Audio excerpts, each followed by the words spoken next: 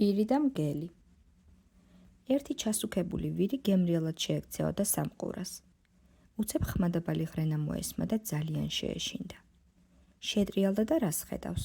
ტყიდან პირდაპირ მისკენ მოექანება ერთი ავი, რუხი მგელი, თვალები მოუჭუდავს და კბილები დაუკრეჭია. ეტყობა შია. გაქცევას ვერ მოვასწრებ, დავიღუპე, გაიფიქრა გულგახეთქილმა ვირმა. მგელი უკვე ისე ახლოს იყო, რომ მოელვარე თვალებიც კი კარგად ჩანდა, პირიდან გადმოსული ნერწყვიც.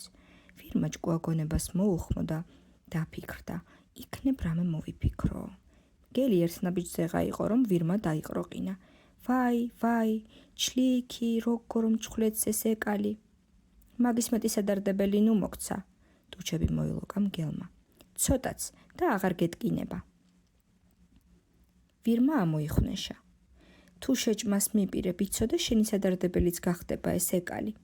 გირჩევნია ახლავე ამომიღო ფეხიდან თორემ, ვაი თუ ყელში გაგეჭხიროს.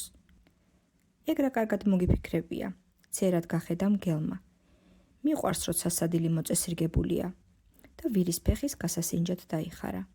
აბა სად არის ეკალი მაჩვენე? ვირმა ცალი ფეხი წამოსწია. აი ამ ფეხზეა ხედავ? ვერა, უთხრა მგელმა და ცოტა კიდევ დაიხარა. აი შუა გულშია ზედ, მიასწავლა ვირმა და ის ფეხი ცოტა კიდევ ახლოს მიუტანა.